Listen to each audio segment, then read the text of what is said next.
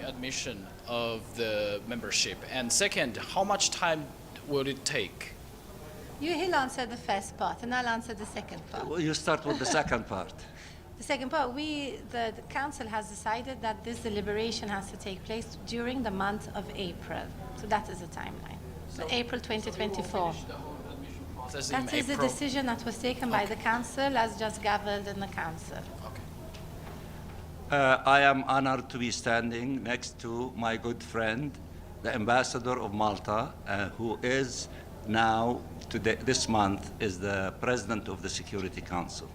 We just finished a meeting, open meeting of the Security Council, in which the Council unanimously deferred the discussion on the application of the State of Palestine for admission to the Standing Committee, the Committee on Admission.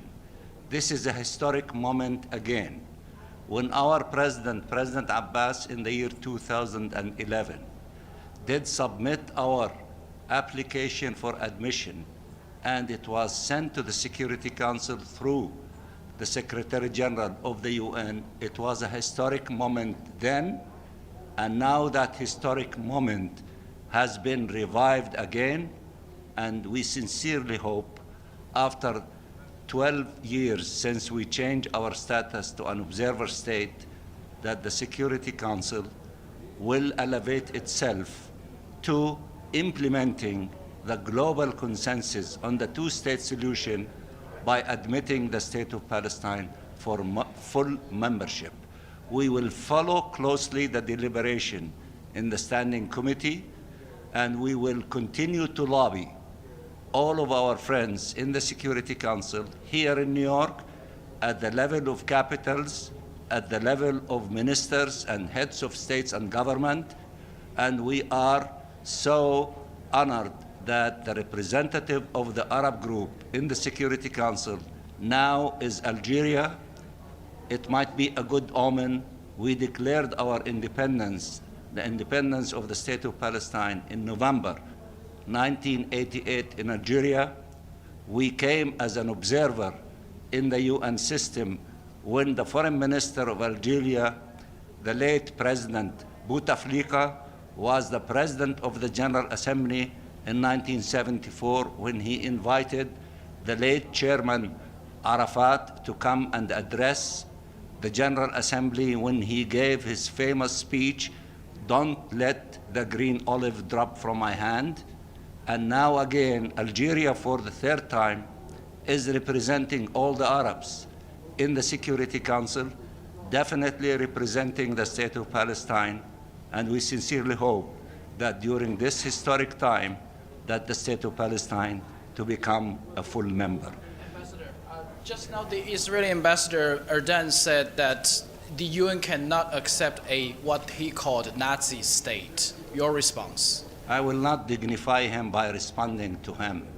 I accept the judgment of the General Assembly. I accept the judgment of the 140 states who do recognize the State of Palestine, and we will see what happened in the Security Council. Thank you very much.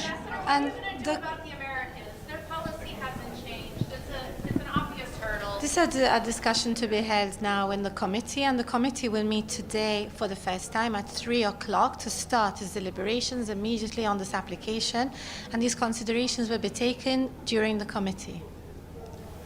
Our call has two aspects to it, as I said in the General Assembly. The first thing, we want the implementation of Security Council resolution that demanded an immediate ceasefire. We need to stop this aggression against our people in the Gaza Strip. We need ceasefire now. We need to save lives. We need to stop the killing of the Palestinian children, women, and civilians, which reached more than 33,000 after 6 months, and the injured more than 75,000. Enough is enough. We need to see an end to that. That's number one. That's our top priority. Two, it is high time now for the State of Palestine, which was called for the establishment of two states in Resolution 181 in 1947 by the General Assembly. So it is the General Assembly, along with the Security Council, the international community, to accept and to invite the other state, which is the state of Palestine, to become a full member in the United Nations.